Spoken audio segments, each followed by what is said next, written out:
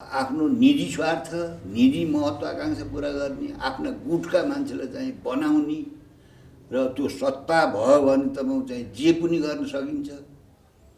त्यसो हुनाले त्यो प्रवृत्ति छँदैछ। अनि अनेक खालका षड्यन्त्र अनेक खालका खेल सरकार बदल्ने अनि त्यहाँबाट आफ्नो मान्छे ल्याउने त्यो खेल भए ओलीजीको त अब औचित्य नै समाप्त भइसक्यो। तर भन्नुहुन्छ तर ओली म शक्तिशाली छु भनेको भनेको गरिरहनु भएको छ। भन्न त पाइयो संसद नै किनबेच हुन्छ अरे होइन?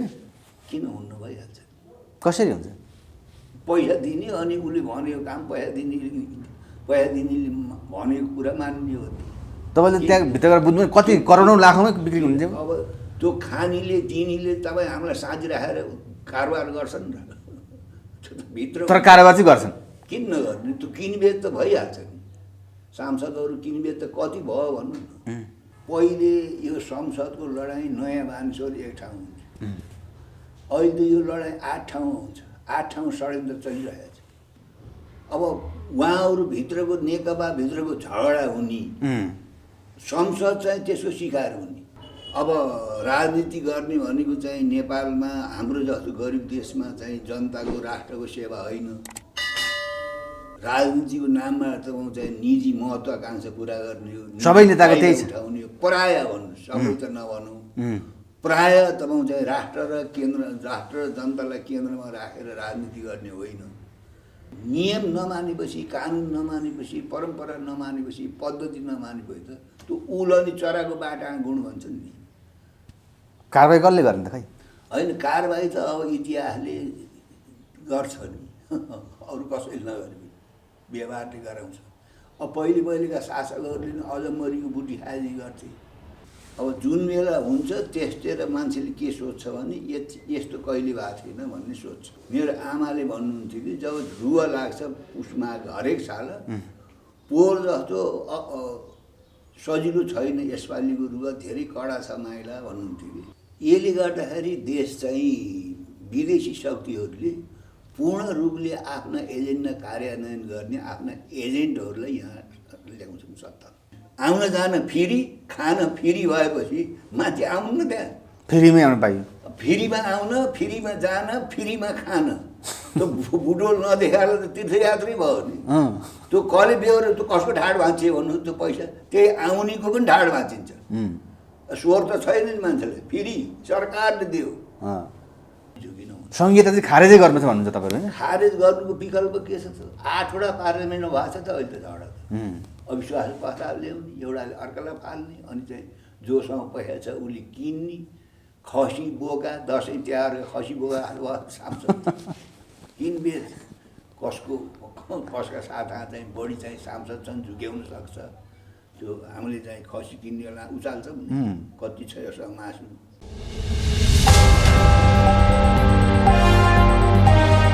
सीतादेव केसीज्यू स्वागत छ हजुरलाई। धन्यवाद। आराम हुनुहुन्छ? ठिकै छु। नेपालको राजनीति कस्तो समस्याग्रस्त भएको हो कि जनतालाई झुक्क्याएका हुन् कि नेताले? अब हजुर अलिकति विचार गरेर बोल्नुहुन्छ, सबै नेतालाई आफ्नै हिसाबले कुराकानी राख्नुहुन्छ, के भइरहेछ? यो यस्तो चाहिँ 7 सालपछि बहुदलीय व्यवस्था आएपछि यस्तो चाहिँ भइरहन्थ्यो। अब जुन बेला हुन्छ त्यस्तिर मान्छेले के सोध्छ भने यस्तो कहिले भएको थिएन भन्ने सोध्छ। मेरो आमाले भन्नुहुन्थ्यो कि जब रुवा लाग्छ पुसमा हरेक साल पोहोर जस्तो सजिलो छैन यसपालिको रुवा, धेरै कडा छ माइला भन्नुहुन्थ्यो कि। अब अघिल्लो चाहिँ सालको रुवा उहाँले बिर्सनु भयो, अनि पोहोरको जस्तो सजिलो छैन यसपालिको रुवा, धेरै कडा छ माइला, अप्ठ्यारो छ भन्नुहुन्थ्यो। ठिक त्यस्तै अब हामीले अघिका शासकहरूका बिचमा चल्ने लडाइँ होइन, षड्यन्त्र, गुटबन्दी, झगडा, त्यो सबैलाई चाहिँ हामीले सम्झने हो इतिहास भने। यो त खासै नौलो कुरा लाग्दैन मलाई। तर अहिले त नौलो जस्तो यस्तो नेकपा ऐतिहासिक बनेको किन टुक्रा टुक्रा पार्न खोजे केपी ओलीले? माधव नेपाल किन मिल्दैन? त्यो त तपाईँको चाहिँ नि यहाँ उनीहरू स्वतन्त्र रूपले आफ्नो निर्णय गर्न सक्दैनन्, एउटा कुरा। अब राजनीति गर्ने भनेको चाहिँ नेपालमा हाम्रो जस्तो गरिब देशमा चाहिँ जनताको राष्ट्रको सेवा होइन। राजनीतिको नाममा तपाईँ चाहिँ निजी महत्त्वाकांक्षा पुरा गर्ने हो, सबै नेताको त्यही छ। उठाउने हो, प्राय भन्नु सबै त नभनौँ, प्राय तपाईँ चाहिँ राष्ट्र र जनतालाई केन्द्रमा राखेर राजनीति गर्ने होइन। त्यसो हुनाले अब आफ्नो निजी स्वार्थ, निजी महत्त्वाकांक्षा पुरा गर्ने, आफ्ना गुटका मान्छेलाई चाहिँ बनाउने र त्यो सत्ता भयो भने तपाईँ चाहिँ जे पनि गर्न सकिन्छ। त्यसो हुनाले त्यो प्रवृत्ति छँदैछ। हिजो पनि हामीले इतिहासमा हेऱ्यौँ होइन, कोत पर्व हामीले हेऱ्यौँ, भण्डार खाल पर्व पनि हामीले सुनेकै इतिहासमा देखेकै हो। अनि अब 7 सालपछि 10 वर्ष 2017 सालसम्मको चाहिँ बहुदलीय व्यवस्थामा नि अनेक खालका षड्यन्त्र, अनेक खालका खेल, सरकार बदल्ने, अनि त्यहाँबाट आफ्नो मान्छे ल्याउने, अब त्यो खेल भए। अब त्यसपछि 17 सालमा गएर तपाईँ चाहिँ बहुदलीय व्यवस्था क्र्याप च्याप पारिरहेको महेन्द्रले। अब 30 वर्ष पञ्चभित्र पनि तपाईँ चाहिँ गुटबन्दी, हानथाप, षड्यन्त्र, अविश्वास यी सबै खेल भए। त्यसो हुनाले त्यो त हामीले बिर्सिन्छौँ। अब त्यसपछि अब 46 सालपछि पनि जुन बहुदलीय व्यवस्था आए, अब राजनीतिक पार्टीहरूले आफ्नो पार्टीभित्रको झगडा त्यो समाधान गर्न नसकेपछि त म चाहिँ संसद विघटन गर्ने, अनावश्यक रूपमा चुनावमा चाहिँ देशलाई लैजाने, अर्बौँ रुपियाँ अनावश्यक चाहिँ अब चुनावमा चाहिँ खर्च गर्ने, अब जनप्रतिनिधि ल्याउन हो, नयाँ जनादेश भनेर चाहिँ धाग लाउने। अब त्यो नयाँ जनादेश आए पनि कुनै दुधले नुहाएको राम्रो मान्छे त प्राय आउन्। तर हिजै पनि फेरि जनादेशका लागि तपाईँ पनि सहभागिता हुनुभएको राष्ट्रपतिले बोलाएको सर्वदलीय बैठकमा प्रधानमन्त्री केपी ओलीले फेरि पनि संसद विघटन गर्छु, मैले भनेको कुरा मान्दैन भनेर भन्नुभयो नि, होइन? त्यही हो उहाँको रटान, त उही पहिलेदेखिको रटानै हो। अब उहाँले त संसद चाहिँ विघटन गरेको अदालतले पुनर्स्थापना गर फेरि त्यो चाहिँ त्यो पुनर्स्थापना गरे पनि अब पुनर्स्थापना गरिसकेपछि विघटित संसदलाई चाहिँ विघटन गर्न जसले सिफारिस गरेको त्यो सिफारिसलाई चाहिँ क्यान्सल भएर होइन, आफ्नो चाहिँ अब निर्णयलाई चाहिँ न्यायपालिकाले बदर गरेपछि त होइन, सामान्य संसार प्रचलन के हो भने आफ्नो चाहिँ निर्णयलाई अब न्यायपालिकाले बदर गरेपछि त बाटो खोलिदिने हो नि संसदमा त। त्यही झुन्डिएर बस्नु त होइन नि। त्यस हुनाले हिजो पनि उहाँहरूका कुराहरू चाहिँ त्यस्तै सुनिन्थ्यो। राष्ट्रपतिका अगाडि म संसद फेरि पनि विघटन गर्छु भनिदिनु। त्यो भन्दा पनि तपाईँ चाहिँ नि अब चुनावको विकल्प छैन भन्ने कुरा हो। फेरि विघटन गर्छु त भनेको मैले सुनिनँ होइन, त्यो त सङ्केत चाहिँ त्यस्तो आयो। होइन, त्यो भन्दा पनि चुनावको विकल्प छैन, संसद पुनर्स्थापना भएपछि संसद चल्न सकेन, यस्ता कुराहरू थियो। तर संसदले अवरोध किन गर्छन् माधव नेपाल प्रचण्डहरूका गुटहरूले भन्ने कुरा उहाँको कुरा प्रधानमन्त्री त्योभन्दा पनि अब 2/3 चाहिँ आफ्नो पार्टीको सरकार छँदै संसदको बैठक बोलाएर संसदभित्र चाहिँ त्यसको उठेका विषयहरू सामना नगरेर ओलीजीले नि किन संसद विघटन गर्नुभयो? विघटन गरेको औचित्य उहाँले के कुरा गर्नुहुन्छ भने अब मलाई कामै गर्न दिएनन् भन्नुभयो। अब एकातिर काम गर्न दिएनन् भन्ने, अर्कोतिर यो 3 वर्ष गरेका कामको फेरि त बताउने, फेरि यति 1000 किलोमिटर पिच रोड गरे, अब यस्तो चाहिँ काम गरे भनेर पनि भन्ने फेरि। त्यो त गरिरहनु भएको छ नि त उहाँले। होइन, पार्टीले नि दिएन केही गर्न भने त कसरी त्यति लामो पिच रोड बनाउनु हो, उहाँले रेल कसरी ल्याउनु हो, जहाज कसरी ल्याउनु हो, त्यो घरमा चाहिँ तपाईँ चाहिँ ग्यास पाइप कसरी लगेर जोडिदिनु भएछ उहाँले। मेलम्चीमा पानी त झार्नु हो नि त। होइन, पानी 30 वर्ष हो झरेको। उहाँ भएको बेलामा भयो बेग्ली कुरा। त्यही मेलम्चीको नाममा अब कति नेताहरूले घर बनाए होलान् काठमाडौँ, कतिले पैसा कमाए होलान्, अझ छिटै भएर अब पछि आउनेलाई चाहिँ आम्दानी एउटा सुक्यो त्यो मेलम्चीको नामबाट। कतिले चाहिँ गाडी किने होलान् प्रशासन बस्नेहरूले, कतिले चाहिँ अब ठेकेदारहरूबाट पैसा लिएर राजनीति गरे होलान्, कतिले काठमाडौँ आफ्नो बन्दोबस्त गरे होलान्। त्यस्तै अब नेपालमा भएका परियोजनाहरूमा अब कति वर्षसम्म त्यो ठेकेदारहरूलाई चाहिँ समय थपिदिने, 2 वर्षमा कभल गरेको ठेक्कालाई चाहिँ 12 वर्षसम्म पुर्याउने, 12 वर्षसम्म पुरा नभए पनि फेरि समय थपिदिने। अब यो खेती त छँदैछ। त्यसो भएको हुनाले यो राम्रो चाहिँ दृश्य होइन। अब माधव नेपाल केपी ओली मिल्नु पर्ने कुरामा पनि मिल्ने सम्भावना देखिँदैन, आफ्नो तरिकाले अगाडि बढ्नु भएको छ। देश कहाँ पुग्छ त यो हिसाबले? यसले गर्दाखेरि देश चाहिँ विदेशी शक्तिहरूले पूर्ण रूपले आफ्ना एजेन्डा कार्यान्वयन गर्ने आफ्ना एजेन्टहरूलाई यहाँ ल्याउँछन् सत्ता।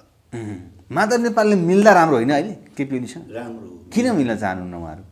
होइन, अब मिल्न चाहने भन्दा पनि अब त्यो संसद विघटन गर्नुभन्दा पहिले पार्टीभित्र जुन झगडा भयो त्यो पार्टीभित्रको झगडामा त सामेल भएर पार्टीभित्रै समाधान गर्न सक्नुपर्छ। यदि नेताले अगुवाले समाधान गर्न सकेन भने त पद्धतिसङ्गत किसिमले समाधान गर्न नसकेपछि त नभएपछि त अब बाटो खुला गर्नुपर्छ। अब उहाँहरूभित्रको नेकपाभित्रको झगडा हुने, संसद चाहिँ त्यसको शिकार हुने, अनि हुँदा खाँदाको संसद भत्काएर विघटन गरेर 2 वर्ष बाँकी नै छ संसदको आयु।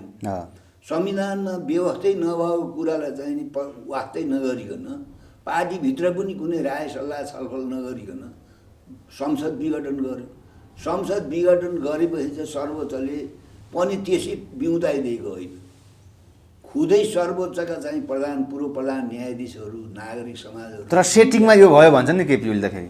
होइन, सेटिङमै भएको होइन, सेटिङमै त्यस्तो सेटिङमा हुन्छ भन्ने उहाँलाई थाहा रहेछ, किन विघटन गरेका थियो? फेरि बदनाम भएन विघटन गर्छु भन्दा? उहाँलाई थाहा रहेछ सेटिङमा सबै काम हुन्छ भन्ने। त्यस्तो थाहा भयो उहाँ त संसद विघटन गर्न नपर्ने हो नि। उहाँको सेटिङ बिग्रियो होला, बरु सेटिङमा यसो यसो गर्ला भन्ने थियो होला। अब चाहिँ देशमा चाहिँ नागरिक समाज, विभिन्न राजनीतिक पार्टीहरू, कानुनविदहरू, संविधानविदहरू, मिडियाकर्मीले चाहिँ यो चाहिँ उहाँको सेटिङ भत्काएका हुन् कि आखिर अदालतले जमाउँछ नि, अब पुनर्स्थापनाको फैसले गरिदियो। त्यसो हुँदा सेटिङ कताको बिग्रियो अब यो भन्न सकिन्न। त उहाँको सेटिङ हुँदाहुँदै पनि अर्को सेटिङले काम गर्यो होला, त्यो अर्को सेटिङले काम गरेको होला भने उहाँलाई थाहा होला, मलाई त्यस्तो थाहा छैन। कता कता के सेटिङ हो मलाई थाहा छैन। तर अब देश त भड्खालोमा गयो नि त। 2 वर्ष यत्रो समयदेखि कोरोनाको कहर हुँदाहुँदै संसद विघटन, नेताहरू केही भनाभन, खिचातानी, प्रधानमन्त्री केपी ओलीले दिनमा 3 पटक भाषण त 3 महिना भइसक्यो लगातार देशव्यापीमा गरेको गरे। यो पनि तरिका हुन्छ त? यो चाहिँ राम्रो सङ्केत होइन। त्यो पनि अझ राष्ट्रको ढुकुरी स्वाहा पारेर तराई भित्रीमा तपाईँले हेर्नुभयो भने तपाईँ चाहिँ डिजल पेट्रोल पम्पका खुला गरेर अब मोटरसाइकल हुनेहरू, बसको चाहिँ बस हुनेहरू, मोटरहरू हुनेहरू त केबीजीको चाहिँ झन्डा समातेर लाइनमा तेल वैशाखसम्मलाई बन्दोबस्त गरे ती चाहिँ ती साधन हुनेहरू तेलको बन्दोबस्त। अनि त्यो एकै हप्तामा तपाईँ चाहिँ पेट्रोलियम पदार्थको चाहिँ भाउ 2-2चोटि बढाउने भन्नुभयो चाहिँ। अब कस्तो सेटिङ मिल्दो रहेछ भने अब इन्डियामा चाहिँ पेट्रोल डिजल महँगो छ, उताका चाहिँ भारतका चाहिँ तिनी उसले यातायातका साधनले नेपालभित्र आएर चाहिँ तेल भरेर उता लगेर जाने, उहाँ त महँगो छ। त्यसो हुनाले अब राष्ट्रको सम्पत्ति यति दुरुपयोग गरेर अब मेरो पक्षमा चाहिँ मलाई देख्न यति मान्छे आछन् भनेर यो अर्तिकला त्यो त प्रचण्ड, माता नेपाल, केपी ओली सबैले गरे नि। सबैले गरे, त्यो अहिले त झन् बढी गरे। चुनावको बेला त्यस्तो गरेको देखिन्थ्यो। विभिन्न ठेकेदारहरू, भूमाफियाहरू, तस्करहरूले अब चाहिँ पेट्रोल पम्प, डिजल पम्पहरू फ्री गराउने होइन, अनि ती चाहिँ साधन भएकाहरूलाई चाहिँ जति सक्छौ तेल हाल भनेर। अनि सबै पार्टीको चाहिँ सभामा जाँदाखेरि चाहिँ त्यत्तिकै तेल हाले। 2-4 महिनालाई त चुनावको वर्ष त ती साधन हुनेवाला त तेलै किन्न नपर्यो।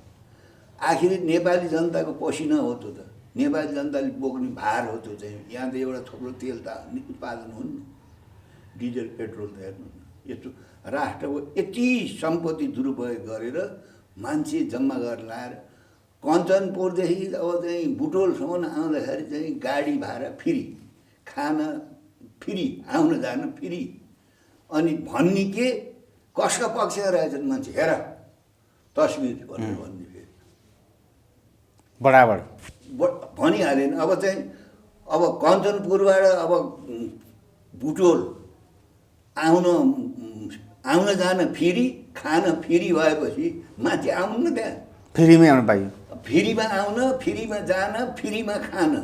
त्यो बुढो नदेखाएर त तीर्थयात्री भयो नि। त्यो कसले बेहोरे त्यो कसको ढाड भाँच्यो भन्नु, त्यो पैसा त्यही आउनेको पनि ढाड भाँचिन्छ।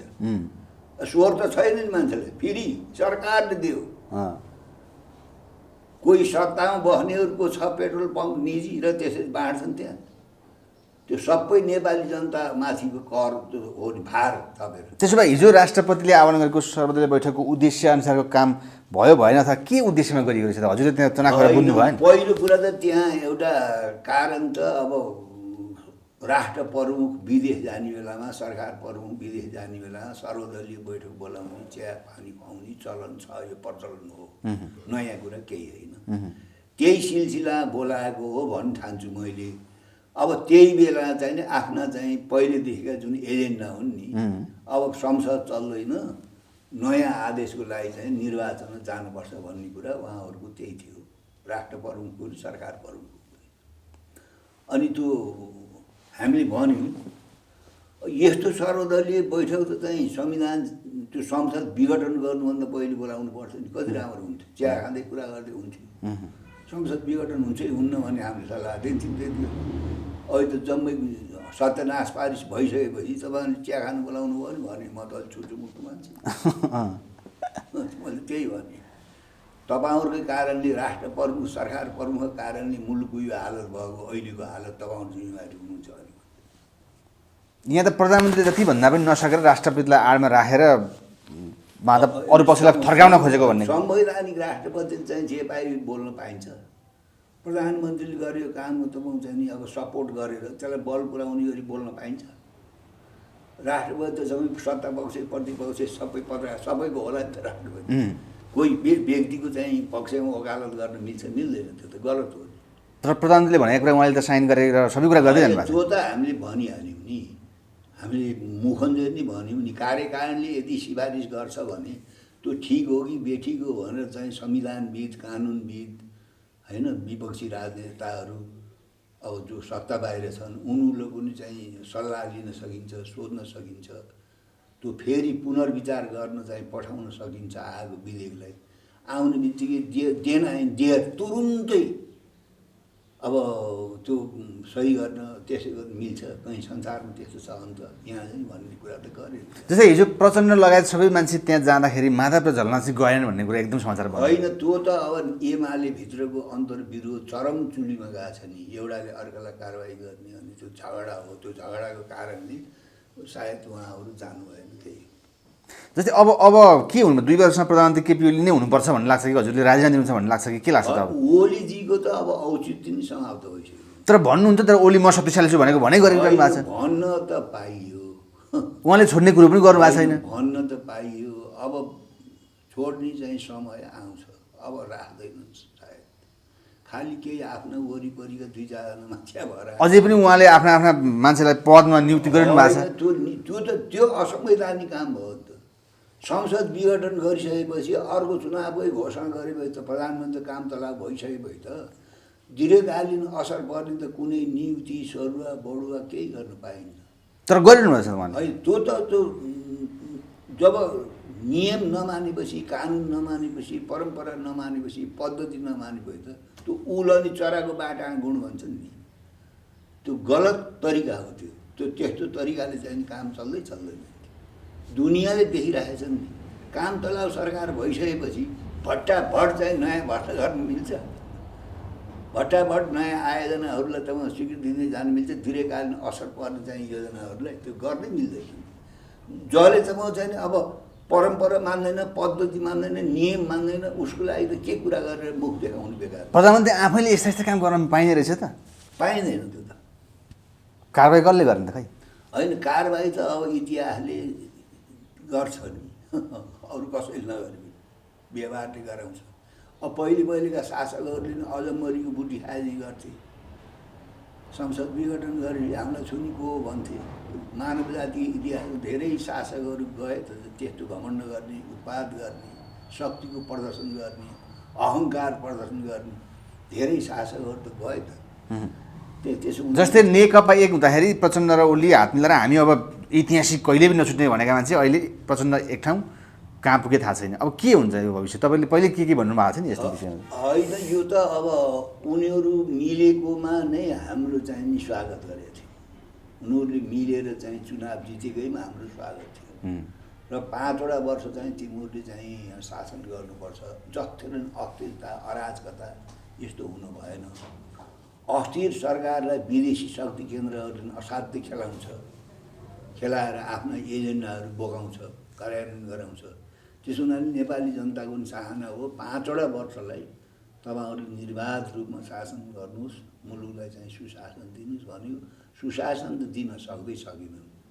उनीहरू आफू भित्रकै चाहिँ झगडा टन्टा कल टुटफुट सबै भयो। झगडै गर्नुपर्ने कारण जनताले यसरी दिएपछि कारण चाहिँ के रहेछ? सत्ता हो, स्वार्थ हो नि। तपाईँले बुझ्नुभयो होइन? किन झगडा हुन्छ? अहिले नेपालमा त सबभन्दा छोटो बाटो त राजनीतिबाटै हो नि फाइदा उठाउने। अब चुनावको खर्च उठाउने, अर्को चुनावलाई बन्दोबस्त गर्ने होइन। त्यसै उनीहरूले स्वार्थको टक्रार हो नि। संसद नै किनबेच हुन्छ अरे होइन? किन हुन्न, भइहाल्छ। कसरी हुन्छ? पैसा दिने अनि उसले भनेको काम पैसा दिने भनेको कुरा मान्ने हो। तपाईँले त्यहाँ भित्र गएर बुझ्नु कति करोडौँ लाखौँमै बिक्री हुन्छ। अब त्यो खानीले दिनेले तपाईँ हामीलाई साँझी राखेर कारोबार गर्छन् र भित्र। तर कारोबार चाहिँ गर्छन्। किन नगर्ने? त्यो किनबेच त भइहाल्छ नि। सांसदहरू किनबेच त कति भयो भन्नु न। 46 सालपछि पञ्चायती कालमा पनि पञ्चहरूले एउटा पञ्चले अर्को पञ्चलाई माएको दाम दिएर किनबेच गरेर आफ्नो क्याम्प बलियो गराउँथ्यो।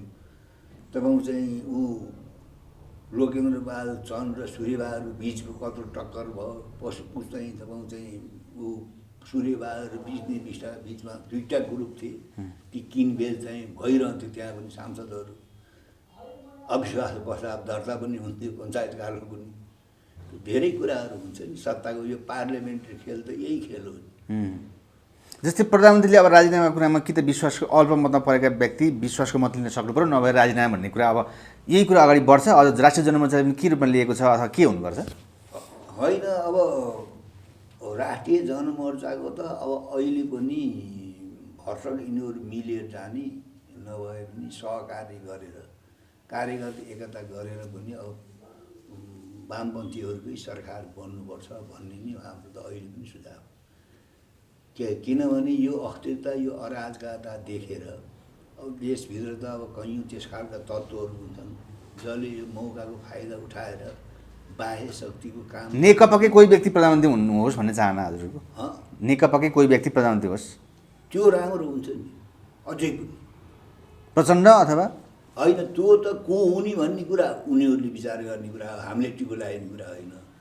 अब अहिले चाहिँ यो मुलुकलाई तपाईँ चाहिँ विभाजन गर्ने, अहिले पनि गणतन्त्रलाई खतम पार्ने, अहिले पनि तपाईँ धर्मनिरपेक्षता सिद्ध्याउने, अहिले पनि देशको राष्ट्रियता सार्वभौमता र अखण्डतालाई चाहिँ ध्वस्त पार्ने, अब यी तत्त्वहरू आउनुभन्दा त तपाईँ चाहिँ धेरै थोरै यिनीहरूको भूमिका सकारात्मक छ। यहाँ त हजुरले संहिताको कुरा पनि गरिराख्नुहुन्थ्यो। अब संहिता सँगसँगैका मुख्यमन्त्रीहरू जस्तै शेरधन राई जस्ता मान्छे हेलिकप्टर चढेर ससिलो गरेका कुरा पनि आइरहेछन्। यस्ता यस्ता घटना नै हुँदो रहेछ नि त हुँदाखेरि त। यो त अब पहिले यो संसदको लडाइँ नयाँ भान्सोर एक ठाउँ हुन्छ, अहिले त यो लडाइँ 8 ठाउँमा हुन्छ। 8 ठाउँ षड्यन्त्र चलिरहेको छ। अब पार्लियामेन्ट पनि अब तपाईँ धनगढीमा एउटा पार्लियामेन्ट, सुर्खेतमा अर्को, पोखरामा अर्को, काठमाडौँमा एउटा सधैँ छ, हेटौँडामा एउटा पार्लियामेन्ट, अनि विराटनगरमा अर्को भनेपछि सङ्घीयताको हकीकत त देखि नेपाली जनताले। राष्ट्रिय जनमोर्चाले 64 सालको पहिलो संविधान सभादेखि नै सङ्घीयताका कारणले देश चाहिँ डुब्छ है, पश्चिमाहरूले जातीय राज्य बनाउन चाहिँ योजनापूर्वक चाहिँ अरबौँ चाहिँ डलर उडाइरहेका छन्। तर गाउँ गाउँमा सिंहदरबार पुगेर विकास हुन्छ भन्ने कुरा पनि गरेका थिए नि त अहिलेका सरकारले। ती झुटको खेती त गरिरहन्छ नि। राजा महेन्द्रले भनेको थिए अरूले 10 वर्ष 100 वर्षमा गरेको काम हामीले 10 वर्षमा गर्नुपर्छ भनेको थिए। वीरेन्द्रले हामीले चाहिँ एसियाको स्तरमा जापानको स्तरमा नेपाललाई लाने गफ गरेका थिए। त्यो त जनतालाई भुलाउन बेला बस्न त्यस्ता गफ त गर्छन् नि उनीहरूले। ती गफले कुराले बोड गाँदा दुध पर्दैन होइन। त्यस्ता गफ चाहिँ शासकहरूले आफ्नो चाहिँ अब सत्ता टिकाउनलाई ती गफ चाहिँ गरिरहन्छन्। यथार्थमा ती गफमा हामी झुकिनौँ। संहिता चाहिँ खारेजै गर्नुपर्छ भन्नुहुन्छ तपाईँहरू होइन? खारेज गर्नुको विकल्प के छ त? 8वटा पार्लियामेन्टमा भएको छ त अहिले त झगडा। अविश्वास प्रस्ताव ल्याउने, एउटाले अर्कालाई फाल्ने, अनि चाहिँ जोसँग पैसा छ उसले किन्ने, खसी बोका, दसैँ तिहार खसी बोका सांसद किनबेच, कसका साथमा चाहिँ बढी चाहिँ सांसद छन् झुक्याउन सक्छ। त्यो हामीले चाहिँ खसी किन्ने बेला उचाल्छौँ नि, कति छ यसमा मासु, कति मुठ छ भनेर। ठिक त्यस्तै अब हरेक यहाँ पनि संसद उचाल्न थाल्यो। 8वटै ठाउँमा तपाईँको चाहिँ सांसदहरूको खरिद बिक्री भइरहेको हुन्छ। अब तपाईँको चाहिँ ओली पक्षका अब मुख्यमन्त्री भएर यो 3 वर्ष चाहिँ हेलिकप्टर चढेर ससुराल गएकालाई अब त्यही चाहिँ अब अवसर खोजिरहन्छन् उनीहरूले। तर आफ्नो ससुराल जान त पाइन्छ त आफ्नो हिसाबले भन्ने कुरा पनि छ नि। होइन अब आफ्नो पैसा तिरेर 1.5-2 लाख तिरेर गएका हुनुहुन्थ्यो, मेरो भन्नु केही छैन। तैपनि हिजो चाहिँ जडौरीका सुवामा आएर हिँड्नेहरूले आज हेलिकप्टर चढेर ससुराल जाने हो भने है। अब शेरधन त मेरो व्यक्तिगत भाइ साथी पनि जान त जानुभएछ, हेलिकप्टर चढेर जानुभएको त्यो त देखिएको छ फोटामै। जानु होला आफ्नो पैसाले, निश्चय राष्ट्रको पैसा होइन होला, आफ्नो पैसाले त हात्ती चढेर हेलिकप्टर चढेर ठुलै सेभर जेट चढेर जान्छ। यस्तै देख्नको लागि यो हजुरले पहिला भनेको कुरा यस्तै घटनाहरू देख्नलाई नै यो भएको रहेछ त। अब अन्तिममा निकास के गर्ने त? निकाह त संहिता खारेज हुनुपर्छ। अब नेपालमा चाहिँ एकात्मक प्रणालीको विकल्प सङ्घात्मक प्रणाली होइन। हामीलाई एउटा संसद, नयाँ मानिसहरू एउटा संसद पनि भाडा चलेको छ, आफ्नो संसद घर छैन अहिलेसम्म। नेपालमा चाहिँ यस्तो किसानहरू भएको ठाउँ कृषि मल कारखाना छैन अहिलेसम्म, जतिवटा सरकार आयो भने। 7 सालपछि तपाईँ चाहिँ झन्डै 30-31वटा सरकार आयो होला, यस्तो कृषि प्रधान देशमा एउटा मल कारखाना छैन। शैक्षिक क्षेत्रमा, मेडिकल क्षेत्रमा जनतालाई कुनै सेवा सुविधा छैन, रोजगारी छैन। अब यस्तो बेलामा अब राजनीतिक पार्टीहरूले चाहिँ सत्ता र शक्तिको लागि लडिरहँदा, सङ्घर्ष गरिरहँदा र मुलुक र जनताको पक्षमा चाहिँ चिन्ता भन्दा पनि आफ्नो चिन्ता, आफ्नो गुटको चिन्ता गरेर यो लडिरहने जो प्रवृत्ति छ, यसले गर्दाखेरि मुलुकको स्थिति नै अब चाहिँ अप्ठ्यारो स्थितिमा जान्छ। त्यसो भएर पार्टीहरूले यो सबैलाई चाहिँ नि हेक्क राखेर अहिले अब यो संसदीय प्रणालीबाट चाहिँ नेपाली जनताको आमूल मुक्ति हुन सक्दैन। अब एक दिन न एक दिन तपाईँ चाहिँ नयाँ जनवादी क्रान्तिको आवश्यकता हुन्छ। त्यसको लागि चाहिँ नि हामीले पनि तयारी चाहिँ गर्दै गइरहेका छौँ। अहिलेको बहसमा चाहिँ गणतन्त्रको रक्षा हुनुपर्छ, धर्मनिरपेक्षता, बहुदलीय व्यवस्थाको अहिले रक्षा हुनुपर्छ यो अस्थायी रूपमा। अब यसैलाई पनि खतम पार्नको लागि चाहिँ नि निर्दलीय पक्षहरू, राजतन्त्रवादीहरू, जातिवादीहरू, पृथकतावादीहरू चाहिँ लागिरहेका छन्। त्यसको विरुद्धमा चाहिँ सङ्घर्ष गर्नुपर्छ। किनभने भारतमा, बेलायतमा, अमेरिकामा, फ्रान्समा त अब बहुदलीय व्यवस्थाको बारेमा त चिन्ता कसैले लिनु पर्दैन, संस्थागत भइसक्यो। कसैले पनि सक्दैन बहुदलीय व्यवस्था। गणतन्त्र उल्ट्याउन सक्छन् अब त फ्रान्समा, भारतमा कसैले त्यो सपना पनि देख्दैन। तर नेपालमा अहिले पनि गणतन्त्रमाथि कालो बादल मडारिएको छ, धर्मनिरपेक्षतामाथि, यो बहुदलीय व्यवस्थामाथि चाहिँ त्यो भइरहेको छ। त्यसो भएको हुनाले अहिले पनि तपाईँ चाहिँ नि गणतन्त्रको रक्षा गर्नुपर्छ, बहुदलीय व्यवस्था र धर्मनिरपेक्षता रक्षा गर्नुपर्छ। अब यसैले चाहिँ आम जनताको समस्या समाधान गर्ने भए हेरिसक्यौँ हामीले, गर्दैन। यसले नगरे पनि निरङ्कुश तपाईँ चाहिँ व्यवस्थाको तुलनामा, सैनिक शासनको तुलनामा यो त कमसेकम जनताको लेख्ने बोल्ने सभा सङ्गठन गर्ने अधिकार। यही बहुदलीय व्यवस्था अहिलेको यो चाहिँ गणतन्त्र व्यवस्था नभएको भए तपाईँले मैले प्रधानमन्त्रीको कुरा गऱ्यौँ, राष्ट्रपतिको कुरा गऱ्यौँ, त्यस्तै अरू पार्टीहरूको कुरा गऱ्यौँ, विदेशी शक्तिहरूको कुरा गऱ्यौँ। यही कमसेकम यो त एउटा उपलब्धि हो नि। यसलाई पनि चिप्ट्याउने चाहिँ योजना बनिरहेको छ। गणतन्त्रको आवश्यकता छैन, धर्मनिरपेक्षता आवश्यकता छैन भनिरहेको छन् मान्छेले। त्यो भनेको कुरा के हो भने हिजो 46 सालभन्दा पहिलेको व्यवस्था ल्याउनु खोजेको। राजतन्त्र चाहिने, नेपालमा हिन्दू राज्य बनाउनु पर्ने, फेरि हिन्दू सम्राट बनाउनु पर्ने, फेरि राजा आउने सम्भावना, त्यो विषयलाई तपाईँको चाहिँ नि भारतीय जनता पार्टीका नेताहरूले त्यही हुनुपर्छ। आफ्नो देशमा हिन्दू राज्य बनाउन नसक्ने, आफ्नो देशमा तपाईँको चाहिँ नि अब धर्मनिरपेक्ष सापेक्ष अब देश बनाउन नसक्ने। अब यहाँ चाहिँ भारतीय चाहिँ अहिलेका शासकहरू नेपाललाई हिन्दू राज्य बनाउन चाहछन्। अब नेपालमा त हिन्दू राज्य हुने बित्तिकै त हिन्दू सम्राट चाहियो उनीहरूलाई। त्यसो हुनाले त्यो उनीहरूको त चाहिँ अब इसाराले यहाँका हिजोका चाहिँ प्रतिगामीहरू, हिजोका निरङ्कुश चाहिँ अब सत्ता चलाएर जनतामाथि शासन गरेकाहरू अहिले रमाएका छन्। किन नेकपाभित्रको यो जुन भाँड भैलो छ नि, अब संसद विघटन गरेको ठिक छ, प्रधानमन्त्रीले भनेको त वकालत गरेको तपाईँले सुन्नुभएको छ। कस्ता कसरी गरिरहेका छन् भने हिजो नेपालमा नेपाली जनताको बोल्ने लेख्ने सभा सङ्गठन गर्ने सारा अधिकार खाएर निरङ्कुश हुकुमी शासन चाहिँ चलाएका पक्षहरूले अहिले ओलीको समर्थन गरेका छन्। ओलीजीले संसद विघटन गरेर ठिक गर्नुभयो, त्यो प्रधानमन्त्रीको अधिकार हुन्छ भनेर भनिरहेको छ। किन भनेको छ ओलिया मायाले होइन, यो बहुदलीय व्यवस्था सिद्धियोस्, गणतन्त्र सिद्धियोस्, धर्मनिरपेक्षता सिद्धियोस् र हिजोको त चाहिँ जुन राजतन्त्रले रजाइ गरेको थियो त्यो राजतन्त्रका वरिपरि घुमेर नेपाली जनतालाई चाहिँ शोषण गरेर मोज मजा गरेका, ऐस आराम गरेकाहरूले फेरि त्यही खोजिरहेका छन्। तर बहुदलीय व्यवस्थाको तर्फ चाहिँ नि अब विकल्प निर्दलीय व्यवस्था होइन। नेपालको सन्दर्भमा चाहिँ एकात्मक व्यवस्थाको चाहिँ विकल्प चाहिँ सङ्घात्मक व्यवस्था हुँदै हुन्न। यो चाहिँ 10-8 वर्षको चाहिँ अनुभवले चाहिँ नेपाली जनतालाई धेरैलाई थाहा हो। हाम्रो पार्टी चाहिँ दूरदर्शी थियो भन्ने कुरा यसले बुझिन्छ कि तपाईँ चाहिँ यो देशले सङ्घीय प्रणाली धान्न सक्दैन। अहिले अब 36,000 भन्दा बढी एउटा नेपाली टाउका ऋण छ।